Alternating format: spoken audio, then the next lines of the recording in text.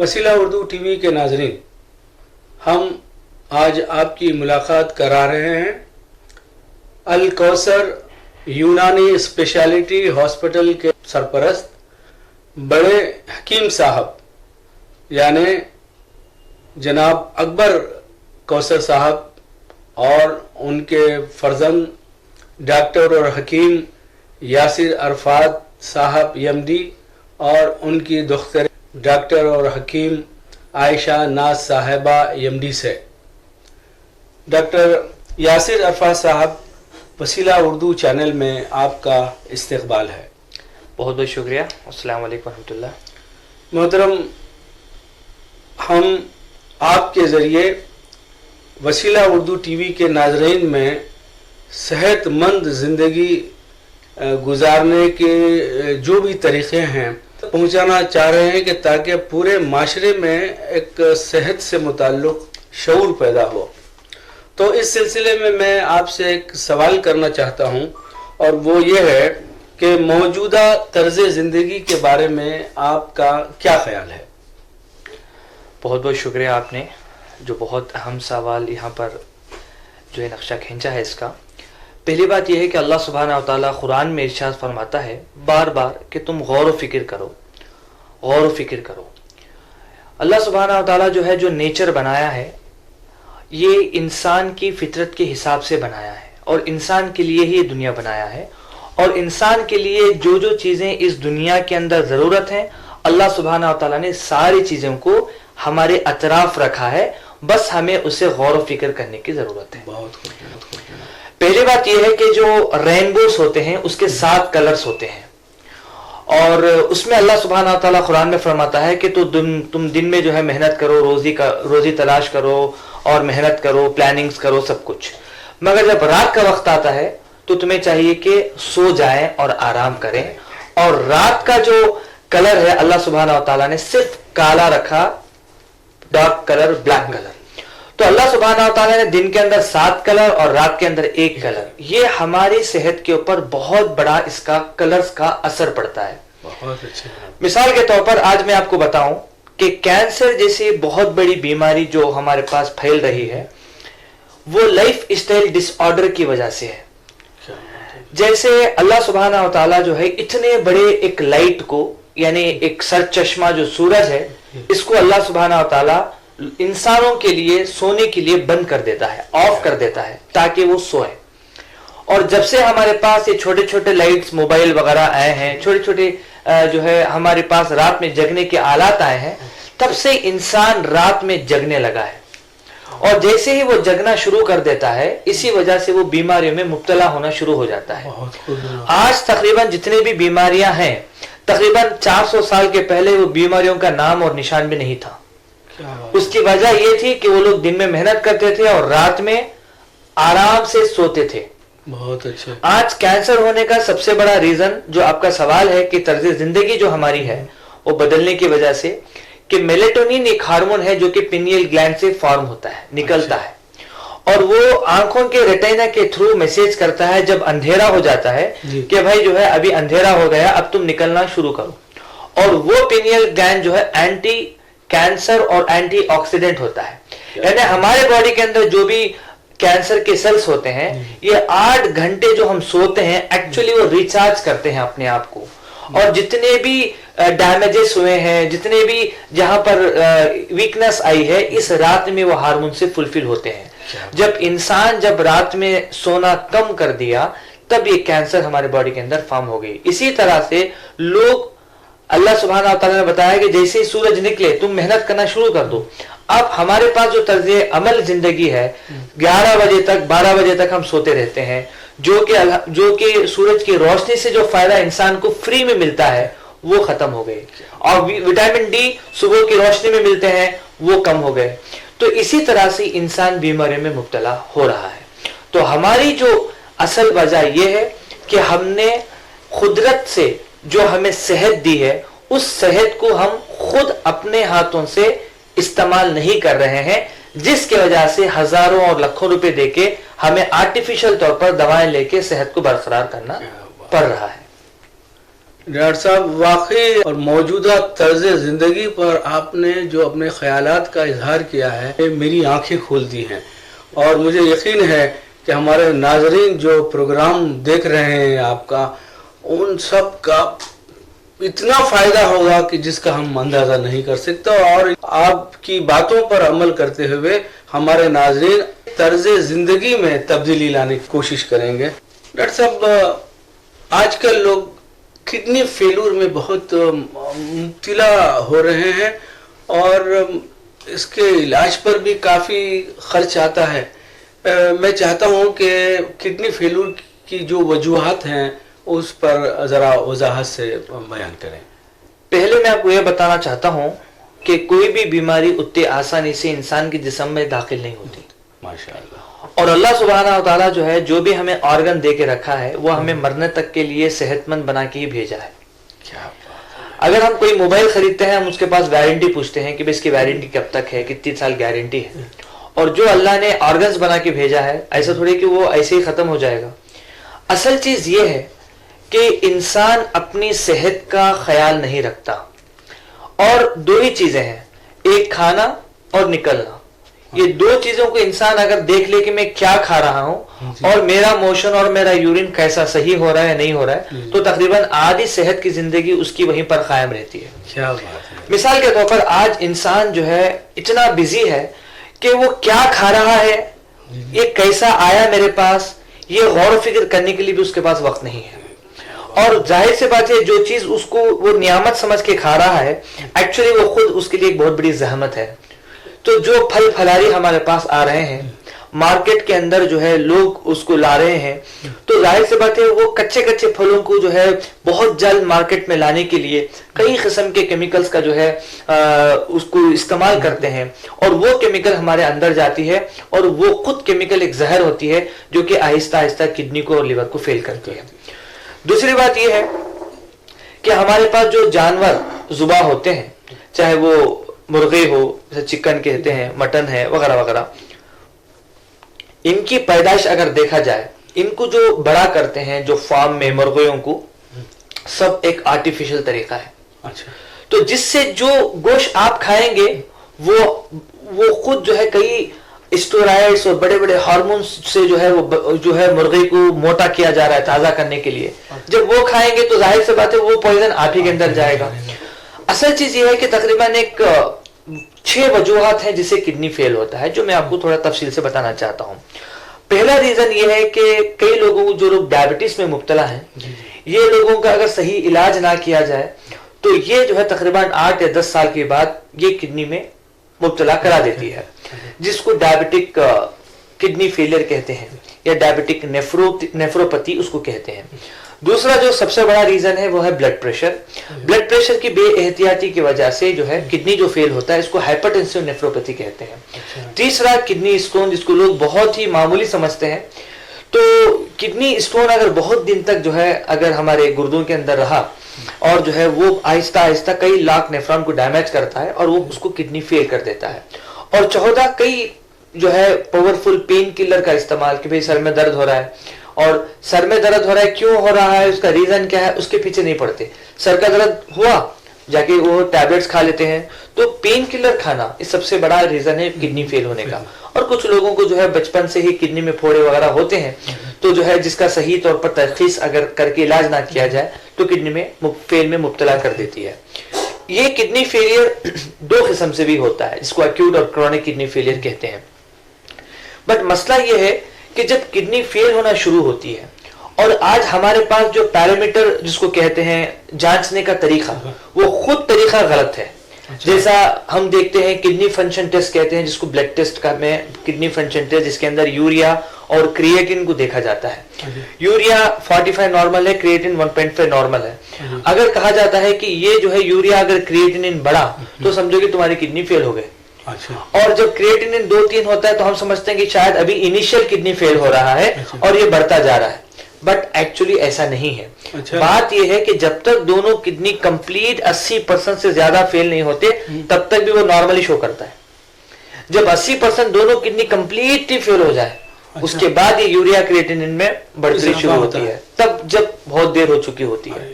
समझो कि एक किडनी है, वो किसी वजह से आपने रिमूव कर दिया, कैंसर की वजह से वगैरह, तभी भी अगर आप किडनी फंक्शन टेस्ट निकाल के दोगे वो आपको नॉर्मली बताएगा।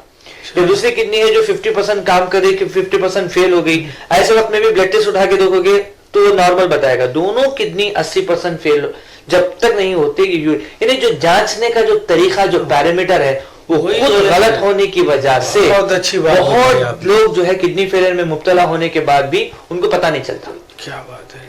तो ये किडनी फेलियर बहुत आसानी से नहीं होता, बहुत टाइम लगता है, कम से कम 10 से 14 साल 15 साल लगते हैं किडनी को फेल होने के लिए। बाद में जो है ये यूरिया क्रिएटिनिन बढ़ता है, मगर उस वक्त भी अगर कोई यूनानी तरीके इलाज से उसका इलाज शुरू कर दे तो पूरे चांसेस हैं कि फिर से वो किडनी रिकवर करे, यूरिया क्रिएटिनिन नॉर्मल में है, लोग डायलिसिस से बच सकते हैं और इंशाल्लाह वो ट्रांसप्लांटेशन करने की उसको नौबत ही नहीं आती। क्योंकि ट्रांसप्लांटेशन आज एक बहुत बड़ा जो है एक इशू बन गया है, एक बिजनेस हो चुका है। तकरीबन 17 लाख रुपए खर्च होते हैं, फिर डोनर देना पड़ता है, ब्लड देना, हर चीज देने के बाद भी कोई गारंटी नहीं। तो यूनानी के अंदर जो है कुछ बहुत आसान दवाएं हैं यूरिन को लाने के लिए, जैसे कासिनी है, मक्कू है, जवानसा है, अफ्तिमून है, घोघरू है। ये ऐसी दवाएं हैं जिसका आप डिकाशन भी बना के पिएंगे तो अल्हम्दुलिल्लाह जो है आपका यूरिन आउटपुट बढ़ जाएगा और यूरिया क्रिएटिनिन आपके नॉर्मल आने की पूरी चांसेस हैं। क्या बात है जनाब, मतलब इतना आसान तरीका है और जिसको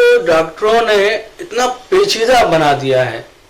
बहुत खूब डॉक्टर साहब, बहुत खूब, बहुत खूब। डॉक्टर साहब, मुझे मालूम है कि आप दौरों पर रहते हैं और रिसर्च में आपकी बहुत दिलचस्पी है, और ज़रा ये बताइएगा कि आपने किन किन ममालिक का दौरा किया है और किन ममालिक में तिब्ब नबवी पर ज़्यादा काम हो रहा है।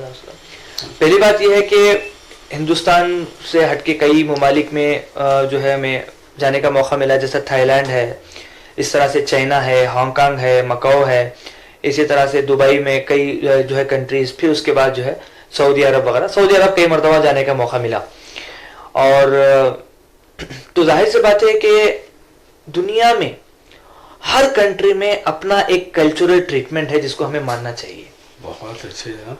एक्यूपेंचर चाइना में बहुत फेमस है और वहां पर इतने एक्सपर्ट हैं कि लोग दवा के बगैर सिर्फ निडल के जरिए से जो है लोगों का इलाज करते हैं। क्या बात। इसी तरह से जो है अगर आप देखा जाए जापान के अंदर, जापान तो मैं नहीं गया हूं, बट एक थेरेपी है जिसको रेकी कहते हैं, मतलब पेशेंट को टच नहीं करते और उसके बगैर उसका इलाज करते हैं, रेकी कहते हैं, यूनिवर्सल एनर्जी। इसी तरह से यूनान जो ग्रीस कहते हैं उसमें यूनानी फेमस है। इसी तरह अरेबियन कल्चर के अंदर जो है मोहम्मद सल्लल्लाहु अलैहि वसल्लम की जो दवाएं यूनानी मेडिसिन वगैरह फेमस थी। बट अफसोस बात यह है कि तिब्बे नबवी जहां पर शुरू हुई थी आज उसका जनाजा वहां से निकल चुका है। अफसोस की बात है। पहली बात यह है कि लोग जो है तिब्बे नबवी पे लोग खुद मदीना के लोग अमल नहीं करते। बहुत कम लोग हैं जिसका इल्म जो है वो रखे हुए हैं और जो लोग तिब्बे नबवी को जो है प्रैक्टिस में लाते हैं। मगर जैसा इजिप्ट वगैरह अगर आप जाओगे मिस्र के अंदर, तिब्बे नबवी के ऊपर तकरीबन 7.5 साल का बाकायदा कोर्स किया गया है। बहुत अच्छा। और तिब्बे नबवी ऐसा नहीं कि आप वो जो है कभी खा लिया कभी इस्तेमाल, ऐसा नहीं है। लोग समझते हैं कि शहद और कलौंजी तक ही तिब्बे नबवी है, बल्कि तिब्बे नबवी जैसे एमबीबीएस एक वास्ट सब्जेक्ट है, इस तरह से तिब्बे नबवी एक वास्ट सब्जेक्ट है। बात यह है कि उसमें रिसर्च करने की जरूरत है।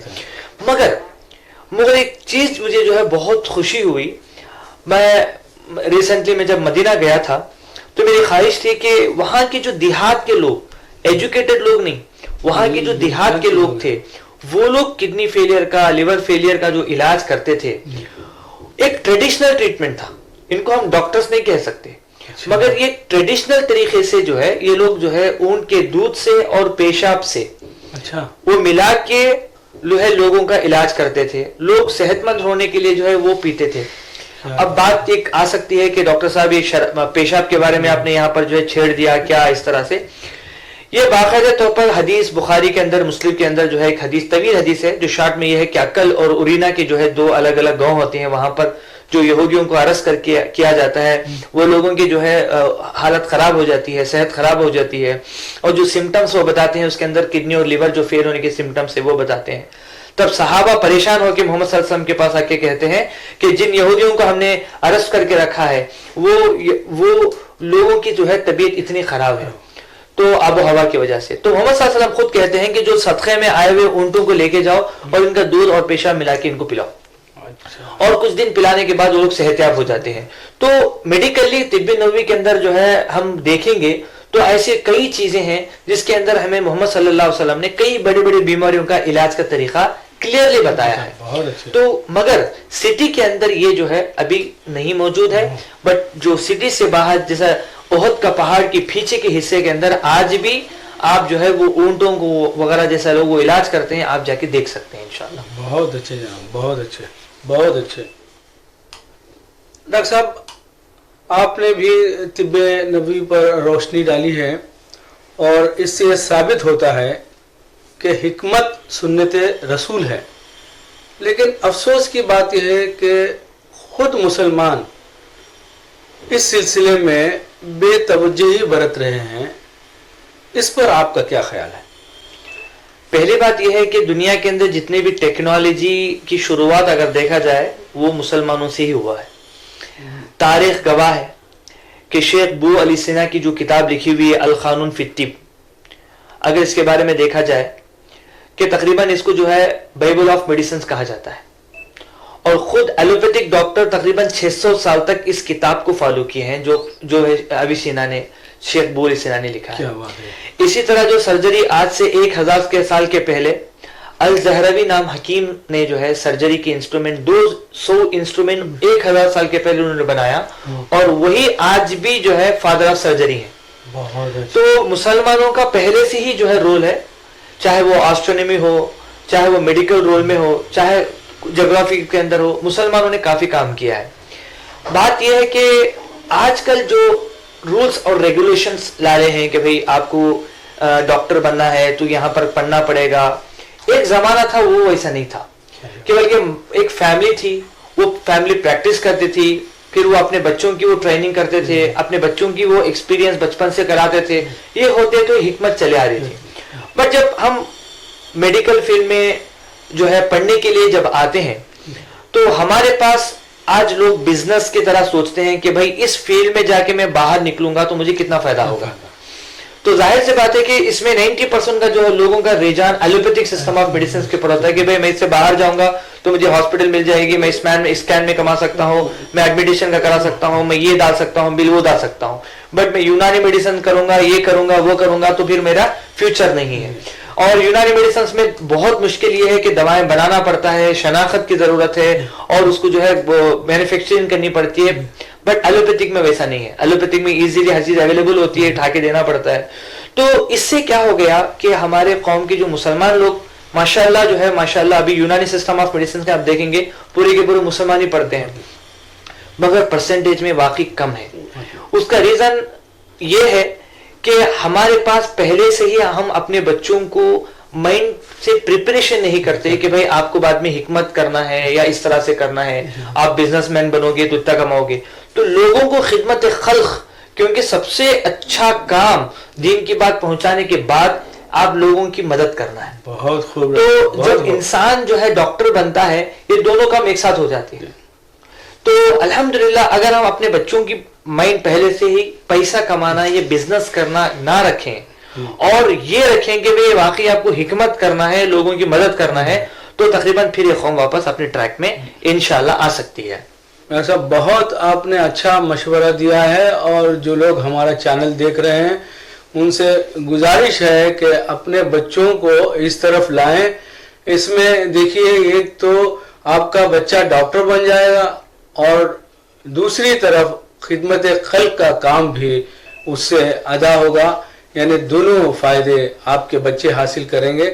آپ کو چاہیے کہ اپنے بچوں کو اس طرف لائیں. ڈاکٹر صاحب آپ نے بالکل صحیح کہا ہے کہ آج کل بچوں کا جو رجحان ہے وہ ایلوپیتھی کی طرف زیادہ ہے, اور اس بات کا لوگوں کو کم علم ہے کہ یونانی طرز علاج بھی ایک بہت ہی مؤثر ترین طریقہ علاج ہے.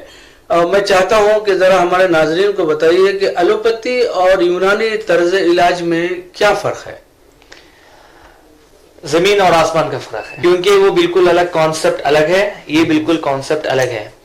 یونانی میڈیسن یونان سے آیا ہے, یونان گریس کو کہتے ہیں. یہ جو ہے دنیا کے 3 پرانے اولڈسٹ سیویلائزیشن جس کو کہتے ہیں اس میں سے ایک ہے. اگر یونانی کی ہسٹری آپ دیکھیں گے تقریباً 1,500 سے 2,000 سال پرانا ہے, تقریباً 1,500 سال تو پرانا ہے. تو بات یہ ہے کہ جو سسٹم جتنا پرانا ہوتا ہے اس کے اندر اتنی ایکسپیرینس اس کے اندر رہتی ہے. اور اگر آپ دیکھا جائے کہ بھئی ایلوپیتھک سسٹم آف میڈیسن جو ہے تقریباً اس کی عمر موسٹلی 700 ایئرس سے تقریباً مور دین جو ہے 100 ایئرس سے 200 ایئرس سے زیادہ جو ہے ہمیں لٹریچر زیادہ نہیں مل پاتا. بٹ مسئلہ یہ ہے کہ جو گورنمنٹ جس سسٹم کو مدد کرتی ہے صرف وہی سسٹم آگے بڑھتا ہے. اور یہ یونانی میڈیسنز کو جو ہے پلان طور پر جو ہے ایک وقت میں ختم کیا گیا برٹش کے زمانے میں. ایلوپیتھک کو ماڈرن جو ہے دور کہا جاتا تھا اور اس میں جو ہے یورپین میڈیسنز کے نام سے اس کو انٹروڈیوس کیا. جب ہندوستان جب آزادی کے پہلے جب اس کے اندر ہندوستان کے اندر بھی جو ہے یورپ کا ہی زیادہ تر جو ہے میڈیسنز کا استعمال کرتے تھے تو ایسے حکیموں کو جو خاندانی تھے یہ لوگوں کو ارسٹ کیا گیا اور بعد میں وہ لوگوں کو جو ہے سسٹم کو پلان طور پر ختم کیا گیا تاکہ جو ہے یورپین میڈیسنز بڑھے.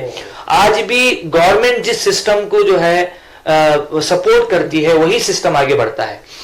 دوسری بات یہ ہے کہ یونانی میڈیسنز اور ایلوپیتھک میں فرق کیا ہے. یونانی میڈیسن جو ہے نیچر کے خلاف نہیں ہے, یہ خود ایک نیچر ہے. جو آپ کھاتے ہو ایپل وہ بھی ایک میڈیسن ہے. تو جو آپ کھاتے ہیں چاول پانی بھی پیتے ہو ورزش کرتے ہو یہ ساری یونانی میڈیسن ہے. یونانی میڈیسن جو ہے تقریباً 4 حصوں میں اس کو بات کرتا ہے جس کو موڈ آف ٹریٹمنٹ کہتے ہیں. پہلی بات ہے کہ علاج بالغذا, غذا کے ذریعے سے علاج کرنا. مثال کے طور پر آپ کے اندر جو چیز زیادہ ہے اس کو کم کر کے دوسری چیز کھلانا. تو بولے کہ بھائی آپ کیلا زیادہ مت کھاؤ, آپ آرنج کھاؤ, آپ انار کھاؤ. تو غذا کے ذریعے سے جو علاج ہوتی ہے جس کو ہم کہتے ہیں علاج بالغذا. بہت اس کے بعد جو ہوتا ہے وہ ہے علاج بالتدبیر کہتے ہیں. تدبیر کے ذریعے سے بھائی آج بھی جب ڈاکٹر ایلوپیتھک ڈاکٹرز کو جو ہے بخار کی دوا دے کے بخار اگر بچے کو کم نہیں ہوتا پیراسٹامال دے کے وغیرہ وغیرہ 104 سے بھی زیادہ ہوتا ہے تو وہ کیا کہتا ہے کہ بھائی تم ایک کام کرو جو ہے کپڑا جو ہے وہ پانی میں ٹھنڈے پانی میں ڈالو اور اس کے اوپر رکھو. یہ تدبیر ہے جو کہ یونانی سسٹم کا مجبوراً ایلوپیتھک ڈاکٹر استعمال کرتا ہے. تو یہ تدبیر ہے. بھائی آپ کا مزاج اگر گرم اور خشک ہے تو سرد اور تر دوا کھاؤ, اگر سرد و تر ہے تو گرم و خشک کی جو ہے دوا کھاؤ. دوا کیا ہوتی ہے؟ خلیل مقدار میں کھائے تو دوا ہوتی ہے, کثیر مقدار میں کھائے تو غذا ہوتی ہے. ارے کیا بات ہے. جیسے اگر آپ نے بادام کھا لیا کثیر مقدار میں یہ غذا ہو گئی, خلیل مقدار میں کھا لیا وہ دوا ہو گئی. کلونجی کو اللہ کے رسول نے فرمایا کہ 7 دانے کھاؤ, 7 دانے کھاؤ گے تو یہ آپ کی دوا کے طور پر کام کرے گی. اگر کلونجی زیادہ کھا لیا تو غذا ہو جائے گی. اسی طرح سے اللہ کے رسول صلی اللہ علیہ وسلم نے فرمایا کہ 7 اجوا کھجور کے فائدے اللہ کے رسول نے فرمائے. اسی طرح سے اللہ کے رسول نے فرمایا کہ تم جیسا تربوز اگر آپ کھا رہے ہو تو آپ ساتھ میں کھجور کا استعمال کرو کیونکہ تربوز کی سردی جو ہے کھجور کی گرمی نکالتی ہے اور جو کھجور کی گرمی سردی اس کو تو یہ جو مزاج کا جو کھیل ہے یہ غذاؤں سے ہوتا ہے. کیا بات ہے. اس لیے اس کو کہتے ہیں علاج بالغذا. اور آپ یہ بھی پوچھ سکتے ہیں کہ میں یونانی سسٹم کا جو ہے بات کر رہا ہوں تو آپ عربین میڈیسنز محمد صلی اللہ علیہ وسلم کی بات کیوں کر رہے ہیں؟ کیونکہ جب یہ جو یونانی سسٹم جو ہے یونان سے عرب آیا, عرب سے فارس ہوتے ہوئے انڈیا آیا, تو یہاں پر انڈیا کے بھی کلچر کے جو میڈیسنز ہیں ملے ہوئے ہیں, عرب کے بھی ہیں, فارس کے بھی ہیں اور خود گریس کے بھی ہیں. اور یہ کہتے ہیں علاج بالتدبیر. علاج بالتدبیر میں کیا ہوتا ہے کہ بھئی زیادہ تم ورزش نہیں کر رہے ورزش کرو, بھئی تم بہت زیادہ سے جو ہے تم جو ہے ٹہل نہیں رہے ہو چلو مساج کرو, پسینہ تمہیں نہیں آ رہا ہے اسٹیم کرو. اس کو کہتے ہیں جیسا کپنگ ہو گیا, لیچنگ ہو گیا وغیرہ وغیرہ. یہ سارے جو چیزیں ہیں یہ علاج بالتدبیر کے اندر آتے ہیں. اس کے بعد اس سے بھی اگر ٹھیک نہیں ہوا اس کے بعد آتا ہے علاج بالدوا. یہ تیسرا درجہ آتا ہے کہ دوا کے ذریعے سے علاج کرنا. مریض کا مریض کے اندر کون سے خلط بڑی ہوئی ہے, اس کا جو ہے اٹھنا بیٹھنا کھانا پینا کیا ہے اور کب سے یہ پرابلم, یہ دیکھنے کے بعد تھوڑی دوائیں اس کو دے دینے سے جو ہے بیماری اچھی ہو جاتی ہے. اس کو کہتے ہیں علاج بالدوا. اس کے بعد جو ہے جب ضرورت پڑتی ہے سرجری, یہ خود بھی یونانی سسٹم آف میڈیسن کا ایک پارٹ ہے, وہ بھی سرجری, یہ بھی یونانی کا وہ بھی. تو یہ 4 طریقے سے جو ہے یونانی سسٹم آف علاج کرتے ہیں. بٹ ایلوپیتھی کا کیا ہے میں آپ کو ایک شارٹ میں سمجھاتا ہوں. موسٹلی کیا ہے کہ جو لوگ سمجھتے ہیں اسکیننگ کرنا، بلڈ ٹیسٹ کرنا یہ الوپیتھک ہے، یہ ایسا نہیں ہے، یہ ڈائگنوسٹک بات ہے، یہ بالکل الگ چیپٹر ہے اچھا، جس سے تشخیص آپ کرتے ہو، یہ کسی کا بھی نہیں ہے، یہ نہ الوپیتھک کا ہے، نہ یونانی کا ہے، نہ دوسروں کا ہے، یعنی اسکیننگ کرنا نہ الوپیتھک ڈاکٹر کا ہے، نہ یونانی ڈاکٹر کا ہے۔ بات یہ ہے کہ علاج کے بارے میں جب ہم ڈسکس کیا جائے تو مثال کے طور پر اگر آپ ایپل کھاتے ہیں، کئی اجزاء اس کے اندر الکولائڈز موجود ہیں جو آپ کے فائدہ بھی کرتی ہے، آپ کو نقصان بھی کرتی ہے۔ جب ایپل کھا لیتے ہیں اس کے فائدے اور نقصان دونوں مکس ہوتے ہیں، جس سے آپ کو کوئی نقصان نہیں ہوتا، باڈی کو نقصان نہیں ہوتا، بٹ پرٹیکولرلی کوئی ایک الکولائڈ آپ نے ایپل سے نکالا، اگر وہ آپ نے ایک جگہ پہ اس کو انسرٹ کیا تب اس کا ایکشن اور ری ایکشن بہت زیادہ ہوگا، جس کو ہم ایٹم کہتے ہیں، اسی سے ایٹم بام کہتے ہیں وغیرہ۔ اور ایک میں حدیث میں آپ کو محمد صلی اللہ علیہ وسلم کی سناتا ہوں، الگ سے فرماتے ہیں کہ پینے کی چیزوں میں اگر تمہاری مکھی داخل ہو جائے تو تم اس کو ڈباؤ، کیونکہ ڈبا کے اس کو پھینکو اور پیو، اس وجہ سے کہ جب پڑتا ہے تو اللہ نے ایک پر کے اندر بیماری رکھی ہے، اور جب گرتا ہے وہ وہی بیماری کا والا پر گرتا ہے، اور پھر جب ڈبا کے نکالتے ہیں تو دوسرے والے پر پہ اس کا شفا ہوتا ہے۔ تو کوئی بھی پھل آپ لوگے تو دونوں چیزیں اس کے اندر مل کے رہیں گی۔ الوپیتھک میں ریزلٹ فاسٹ رہتا ہے، مگر جتنا فاسٹ ریزلٹ ہوتا ہے اتنا ہی نقصان ہوتا ہے۔ آج اگر آپ دیکھیں گے جتنی بیماریاں ہمارے اندر جو ہے پھر رہے ہیں، وہ خود ایلوپیتھک ڈاکٹرز کی جو لکھی ہوئی جو دوائیں ہیں، ان دواؤں کو جا کے آپ گوگل میں سرچ کرو گے، side effect of this paracetamol, کوئی بھی دوا کا نام، اس کی پوری لسٹ آپ کو ملے گی کہ یہ دوا اتنے سال کھانے کی وجہ سے کڈنی فیل ہو سکتا ہے، لیور فیل ہو سکتا ہے، یہاں تک کہ انالجین جو میڈیسن ہے وہ بھی تقریباً کئی 5 لاکھ لوگ کڈنی فیلر میں مرے ہیں اس انالجین کی ٹیبلٹ کی وجہ سے۔ تو یہ سارے چیز ریزلٹ آتے ہیں، پھر وہ کمپنی بدلا کے، پھر نام بدلا کے، پھر وہ دیتے ہیں۔ لوگ کیا سمجھتے ہیں مجھے بہت جلدی اچھا ہونا ہے، ابھی اچھا ہونا ہے۔ پرابلم کیا ہوتی ہے اس کے چکر میں، ہماری امیونٹی پاور، اس کو قوت مناعت کہتے ہیں، وہ ڈیولپ نہیں ہو پاتا۔ مثال کے طور پر بخار جب آتا ہے، بخار کیوں آتا ہے؟ الوپیتھک میں کیا ہے، بخار آ گیا تو بخار کو امیڈیٹلی کم کرو، پیراسیٹامول ڈالو اور اینٹی بائیوٹک اسٹارٹ کر دو 5 دن کی۔ مگر یہ بخار آتا کیوں ہے؟ باہر سے کوئی جب انفیکشن اندر داخل ہوتا ہے تو اللہ سبحانہ و تعالی ہماری باڈی کو پروٹیکٹ کرنے کے لیے ایک سسٹم بنایا ہے جس کو امیونٹی سسٹم کہتے ہیں، قوت مناعت کہتے ہیں، وہ ڈیفنس کرتا ہے۔ اور وہ اینٹی بائیوٹک کو جب ڈیفنس کرتا ہے تو ایک گرمی پیدا ہوتی ہے، وہی گرمی ہمیں نظر آتی ہے، اور تقریباً 2 سے 3 میں وہ خود اس امیونٹی پاور ڈیولپ ہو جاتی ہے اور انفیکشن کو مار دیتی ہے، اور یہ بڑھ جاتا ہے اور یہ صحت قائم ہو جاتی ہے۔ خدا نہ خواستہ اگر انفیکشن بہت تازہ رہا تو پھر یہ بیمار ہو جاتا ہے۔ تو خود ہماری امیونٹی پاور کو بڑھنے کے لیے دینا چاہیے، کیونکہ اللہ نے خود اندر سے بیماریوں کو تدرک کے لیے سسٹم بنا کے بھیجا ہے، ہم اس کو پیدا ہونے سے پہلے مار دیتے ہیں یہ دواؤں سے۔ تو ایلوپیتھک جو میڈیسن سے کہتے ہیں کہ بھئی اس کا جلدی علاج ہوتا ہے۔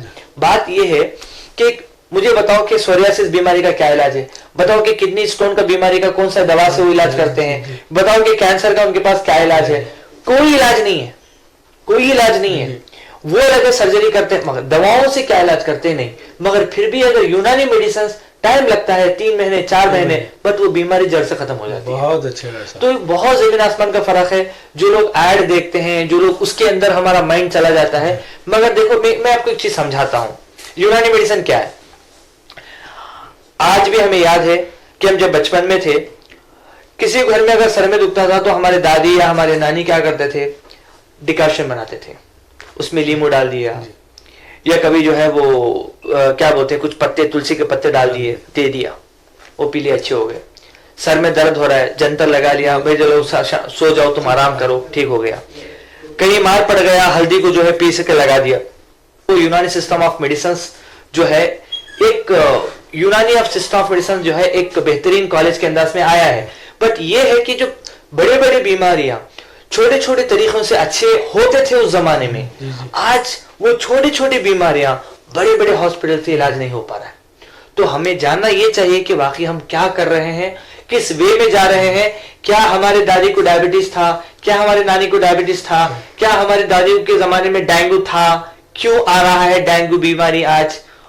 بہت سی چیز ایسے ہیں، جیسا کمپیوٹر چلاتے ہیں اس میں وائرس آتا ہے، سب کو پتا ہے کہ یہ وائرس کیسا آتا ہے، یہ وائرس انٹروڈیوس کیا جاتا ہے، اچھا، پھر اینٹی وائرس ڈالا جاتا ہے۔ تو آج یہ بزنس اتنا ڈیولپ ہو گیا ہے اور اتنا بلینس آف روپیز لوگ اس کو کما رہے ہیں, خود بیماری کو پھیلا رہے ہیں, اس کے بعد اینٹی بایوٹک کو نکال رہے ہیں. تو اللہ حفاظت فرمائے, یونانی میڈیسن اس سے بالکل دور ہے یہ ساری چیزوں سے. تو یونانی اور سسٹم آف میڈیسنس اور ایلوپیتھک سسٹم آف میڈیسنس میں دنیا زمین اور آسمان کا فرق ہے.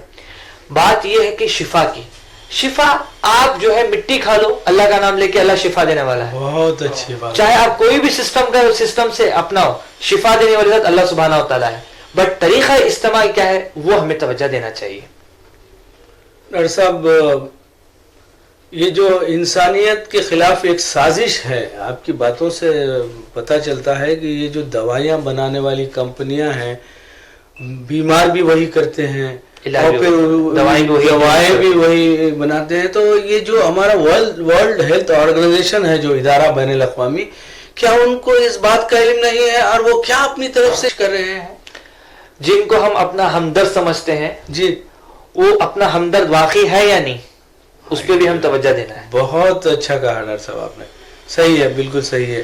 تو مطلب ان کی حکمت عملی پر بھی غور کرنے کی ضرورت ہے. چیز بتاتا ہوں. جی جی. ابھی مثال کے طور پر کولیسٹرول کا تھا ایک زمانے تک, تقریباً آج سے 15 سال کے پہلے, کیا 5-6 سال کے پہلے تک بھی اگر آپ دیکھیں گے, اور پہلے 250 تھا, وہ گھٹا کے 150 کر دیے. پہلے تھا کولیسٹرول 250 تک نارمل. جب ہندوستان میں جب کیے تو بہت کم لوگ ہیں جن کا کولیسٹرول 250 سے زیادہ ہوتا تھا, اب پھر وہ 150 کر دیا. جب 150 کر دیا تو آٹومیٹک سارے لوگ بیمار ہو گئے. پھر اینٹی کولیسٹرول ڈرگس تھا. اب یہ اینٹی کولیسٹرول کھانے سے خود اندر کی چربی کم ہوتی ہے, اور مگر خون کو بہنے کے لیے چربی کی ضرورت پڑتی ہے. تو خود آپ مجھے یہ بتاؤ کہ 100 سال کے پہلے جب اینٹی کولیسٹرول ڈرگس نہیں تھے تب لوگ زیادہ مرتے تھے, یا ہارٹ اٹیک سے لوگ اب مر رہے ہیں. وہ تو اب مر رہے ہیں. تو یہ پیرامیٹر کس نے بنایا؟ یہ پیرامیٹر جو جج کر رہے ہیں, تمہارا شوگر لیول اس سے اتنا ہونا ہے, تمہارا بی پی اتنا ہونا ہے, یہ ہونا ہے, وہ ہونا ہے, یہ سب WHO ڈیسائیڈ کرتی ہے. جی جی. مگر کیا اس کا ریسرچ کیسے ہوتا ہے, کون اس کو جا کے کرتے ہیں, یہ ایک بہت طویل جو ہے ایک ریسرچ میتھوڈالوجی ہے جس کو پڑھنے کی ضرورت ہے. مثال کے طور پر افریقہ کے اندر کچھ 100 لوگوں کو رینڈملی سلیکٹ کیا, ان کا بی پی چیک کیا, ان کا بلڈ ٹیسٹ چیک کیا, ایک رینج ڈیسائیڈ کر کے وہ لوگ کرتے ہیں, اور وہ پوری دنیا کے اندر امپلیمنٹ کرتے ہیں. مگر ہر ایک محلے کا آدمی بدلتا ہے دوسرے محلے سے.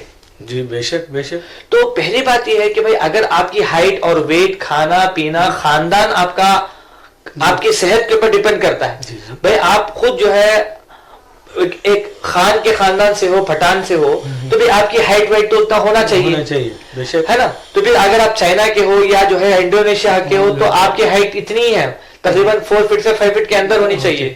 تو ظاہر سے بات ہے اٹ از ناٹ اب نارمل, اٹ از ناٹ اب normal, it is a normal thing in کے حساب سے. تو یونانی سسٹم آف میڈیسن بات کرتا ہے ان کے معاشرے کے حساب سے, وہ پورے اوور آل جو ہے امپلیمنٹ نہیں کرتا. تو بات یہ ہے کہ ہمارا جو پیرامیٹر آف ڈائگنوسس تھا کہ آپ کو تکلیف کیا ہے صاحب, بھائی مجھے یہ تکلیف ہے, میں کمزور ہو جاتا ہوں, مجھے جو ہے الٹی ہوتی ہے, مجھے بھوک نہیں لگتی ہے, مجھے پیشاب کم آتا ہے, یہ سمٹم تھے. آج اور حکیم صاحب دوا دیے, پھر بولے کہ ڈاکٹر صاحب پیشاب اچھا آ رہا ہے, صحت اچھی ہے, الٹی بند ہو گئی, چلو آپ اچھے ہو گئے. مگر آج یہ جو سمٹمز ہیں پیشنٹ بھی ماننے کے لیے تیار نہیں ہے, ڈاکٹر بھی ماننے کے لیے تیار نہیں ہے, کیونکہ پیشنٹ بھی وہی نمبر دیکھتا ہے, ڈاکٹر بھی وہی نمبر دیکھتا ہے, اور وہ لیبارٹری ڈیسائیڈ کرتی ہے کہ آپ بیمار ہو صحت مند ہو, آپ ڈیسائیڈ نہیں کرتے. کیا بات ہے. اور آپ یقین نہیں مانیں گے جتنے بھی لیبارٹریز اگر آپ دیکھو گے, کیا کتنا پرسنٹ واقعی وہ لوگ ٹیسٹ کتنا کرتے ہیں, واقعی جو ٹیسٹ کرتے ہیں تو واقعی کیا صحیح ٹیسٹ کرتے ہیں, بلڈ ٹیسٹ کرتے ہیں, کیا ان کے پاس اتنا ٹائم ہے کہ آپ کا بلڈ نکال کے 1 سے 1.5 گھنٹہ توجہ دے کہ آپ کے بلڈ کو جو ہے دیکھا جائے کتنا ہے. اور اگر واقعی صحیح ہے تو دوسرے لیبارٹری میں آپ ایک ساتھ دیجئے, بتاؤ کہ آپ کے یہاں پر بلڈ ٹیسٹ الگ رہے گا, بازو الگ رہے گا, بازو الگ رہے گا, پھر الگ رہے گا, تو بتاؤ کہ پہلے آپ لوگ ڈیسائیڈ کرو کہ اس میں کون سا صحیح ہے. تو آپ لوگ ہم خود کیا کرتے ہیں, یہ نمبروں پہ, ڈاکٹر صاحب میرا شوگر لیول 300 ہے, کیا ہو گیا بھائی, اچھا ہے نا, ہارٹ اٹیک آیا, مر گیا, کوئی تکلیف ہے, کچھ نہیں, نہیں ڈاکٹر صاحب نمبر 300 ہے, تو کیا ہو گیا, رہنے دو. کیا بات ہے. تو یہ ہم جو ہے نمبر دیکھے, اگر سمجھو کہ اس کو نارمل 150 آ گیا, 120 آ گیا, اور پیشنٹ کو تکلیف ہے, نمبر دیکھ کے خوش ہو جاتا, چلو میرا تو شوگر کم ہے. تو یہ نمبروں کے ساتھ ہماری جو ہے کھلواڑ ہو رہی ہے, جو کہ جو پیرامیٹر ہے جو ہے جس کو ہم سمجھنا ہے, یہ بہت بڑی چیزیں ہیں جس کو آپ ریسرچ میتھوڈالوجی کے اندر آپ جاؤ گے تو پوری دنیا ہے, یہ جانتے رہیں گے تو آپ کو جو ہے کھودتے رہیں گے تو جو ہے آپ کو اور نکلتا رہے گا باتیں. اس کے لیے ہمارے پاس وقت نہیں ہے, ہمارے قوم کے پاس وقت نہیں ہے, ہم اللہ جو دماغ دیا ہے اس کو سوچنے کے لیے نہیں لگاتے ہیں, جس کی وجہ سے وہ جیسا بولتے ہیں نا ایک بہت کہ جب تک جو ہے بیوقوف زندہ رہے گا عقل مند بھوکا نہیں سوتا. کیا بات ہے, کیا بات ہے ڈاکٹر صاحب. تو اس طرح سے چل رہی ہے ساری چیزیں. بس اللہ سے دعا کریں کہ اللہ سبحانہ و تعالیٰ اس ساری چیزوں سے ہماری اور ہمارے قوم کی, ہمارے لوگوں کی, انسانیت کی حفاظت کرے. آمین آمین. بہت اچھا صاحب, آپ سے گفتگو کر کے مجھے حیرت ہو رہی ہے کہ جن معلومات کا آپ نے اظہار کیا ہے ان معلومات تک پہنچنے کے لیے, انہیں حاصل کرنے کے لیے انسان کو ایک طویل عمر کی ضرورت پڑتی ہے. لیکن آپ نوجوان ہیں اور اتنی معلومات آپ نے جمع کی ہے, یہ واقعی آپ کے والد محترم بڑے حکیم صاحب کی تربیت کا نتیجہ ہے کہ آپ نے اتنی کم عمر میں اپنے شعبے میں اتنی معلومات جمع کی ہیں آپ نے.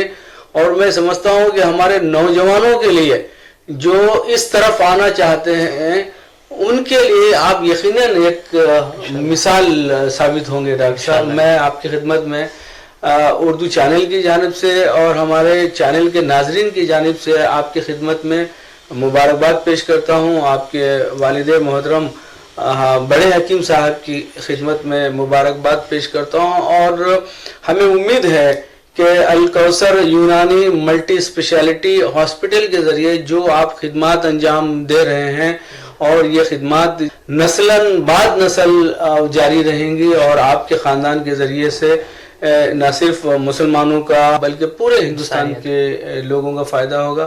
اور پھر آپ بیرونی ممالک کا بھی سفر کرتے ہیں تو ظاہر ہے وہ لوگ بھی آپ سے استفادہ کرتے ہوں گے.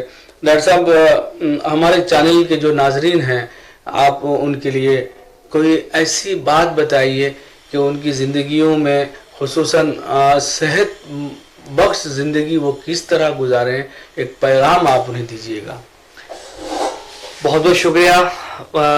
ہمارے جیسے صاحب نے بہت زیادہ تعریف کی, بٹ ہم اس کے قابل نہیں ہیں, اور سب سے بڑی چیز یہ ہے کہ اللہ کا کرم ہے, اس سے بڑھ کے کچھ نہیں. اور جیسے ناظرین, آپ کے لیے ایک میسیج میں آپ کو دینا چاہتا ہوں کہ سب سے بڑی چیز یہ ہے کہ ہم اللہ کی کتاب کو سمجھیں, صحت کے لیے بھی ہو, اپنی زندگی سدھارنے کے لیے بھی ہو, جنت کمانے کے لیے ہو, عزت کمانے کے لیے ہو, اللہ کے لیے جو ہے قرآن کو سمجھ کے پڑھے. قرآن کو یہ نہ سمجھے کہ یہ ہمیں سمجھ میں نہیں آتی ہے. اس کے اندر میڈیکل ہے, آسٹرونومی ہے, میتھس ہے, ایوری تھنگ آپ کو جو ہے قرآن کے اندر مل جائے گا. اور اللہ خود قرآن میں فرماتا ہے کہ جو غور و فکر کرتے ہیں صرف ایسے ہی لوگوں کو اللہ ہدایت دیتا ہے, صحیح راستہ دیتا ہے. بہت اچھے. تو طب ایک الگ دنیا نہیں ہے, بلکہ یہ ایک زندگی کا ایک پارٹ ہے. ہر آدمی کو basic knowledge, first aid treatment کرنا چاہیے. آج سے 100 سال کے پہلے کوئی ملٹی اسپیشلسٹ ہاسپٹل اس دنیا کے اندر نہیں تھا. آج سے 200 سال کے پہلے اگر آپ دیکھیں گے ہر گھر میں ان کے دادی اور ان کے نانی ان کے اسپیشلسٹ ڈاکٹر ہوتے تھے, جو کہ فرسٹ ایڈ ٹریٹمنٹ, اگر بچہ گر جاتا ہے تو وہی لا کے ہلدی لگاتے تھے, جالا لا کے وہ لگاتے تھے. ایسے کئی ہزاروں ہمارے سامنے جو ہے چیزیں موجود ہیں کہ ڈیلیوری گھر میں ہی ہوتی تھی. مگر 100 سال سے جو ہے جب سے ملٹی اسپیش ہاسپٹل وغیرہ وغیرہ وغیرہ بننا شروع ہوئے ہیں تو یہ جو ہے ایک اس پارٹ کو بتا دیا کہ بھئی آپ اس میں دخل مت دو. نہیں ہے, آپ کی صحت ہے, آپ اس کو مینٹین کرنا ہے. دوسری بات یہ ہے کہ پڑھیں, کیونکہ اللہ نے قرآن میں اقرا کہا, پڑھنے کے لیے کہا, سننے کے لیے نہیں. سننے کا جو میسج ہوتا ہے وہ بہت جلدی چلا جاتا ہے, اس میں جوش آتا ہے اور جوش کبھی بھی ٹھنڈا ہو جاتا ہے. جب ہم پڑھتے ہیں تو جو ہم پڑھتے ہیں وہ سب کانشیس مائنڈ کے اندر میمورائز ہوتا ہے. تو چاہے کتنا بھی آپ کو ملٹی میڈیا آ جائے, فیس بک آ جائے, واٹس ایپ آ جائے, یوٹیوب آ جائے, مگر پڑھنے پہ جو نالج ملتا ہے وہ آپ کو کوئی بھی میڈیا سے نہیں مل سکتا. تو دوسری بات یہ ہے کہ آپ پڑھیں. اور تیسری بات یہ ہے کہ جتنا آپ کو نالج ہے وہ دوسروں کو شیئر کرنے کی کوشش کریں, اور جتنا آپ شیئر کرو گے, آپ اتنا شیئر کرو گے, آپ کی نالج میں اور اضافہ ہوگا, لوگ آپ سے کوسچن کرتے رہیں گے. آپ نے سوال کیا کہ اتنی عمر کے اندر آپ نے جو ہے اتنا علم کیسا. بات یہ ہے کہ میں جو بھی سیکھتا ہوں سامنے والے کو میں سکھاتا ہوں, کبھی فری میں سکھاتا ہوں, لوگوں کو ڈاکٹرز کو بلا کے, میرے کافی بڑے بڑے ڈاکٹرز میرے جو ہے اسٹوڈنٹس میں سے ہیں, جب ان کو میں سکھاتا ہوں تو وہ کوسچنز کرتے ہیں, پھر میں ان کے آنسر دینے کے لیے پھر میں پڑھائی کرتا ہوں, پھر جو ہے ان کی پھر پڑھتے ہیں. تو یہ جو ہے جب علم ہم پھیلاتے ہیں تو ایکچولی وہ علم ختم نہیں ہوتا بلکہ علم بڑھتا ہوتا ہے. اور علم کسی کا نہیں ہوتا, کسی کی جاکر نہیں ہوتی.